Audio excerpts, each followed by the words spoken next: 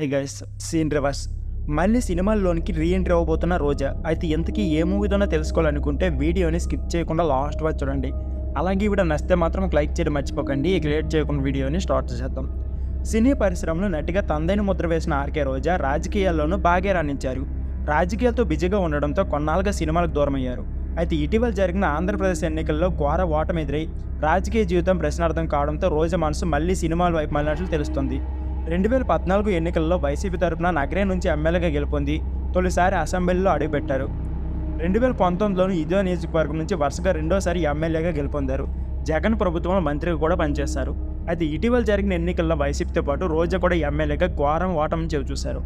ప్రస్తుత పరిస్థితుల్లో పార్టీ పుంజుకునే అవకాశం కనిపించడం లేదు. అందుకే రోజా మళ్ళీ సినిమాల్లోనికి ఎంట్రీ ఇవ్వాలని చూస్తున్నారట. అయితే నటిగా తెలుగు నటి రోజాకి మునుపటి ఆధారం ఉండే అవకాశం లేదు. అవకాశాలు కూడా క్యూ కట్టే అవకాశం లేదు. ఎందుకంటే అధికారంలో ఉన్నప్పుడు ఆమె మెగా మరియు నందమూరి కుటుంబాలతో పాటు ఎందరో సినీ వారిని టార్గెట్ చేస్తూ దారుణ విమర్శలు చేశారు. దీంతో తెలుగు సినీ పరిశ్రమలని కాకుండా సామాన్యుల్లోనూ ఆమె పట్ల వ్యతిరేకత వ్యక్తమైంది. వీటన్నిటిని దృష్టిలో పెట్టుకొని ఆమె తమిళ పరిశ్రమకు వెళ్లాలని చూస్తున్నారట. కోలీవుడ్లోనూ ఆమెకు మంచి గుర్తింపు ఉంది.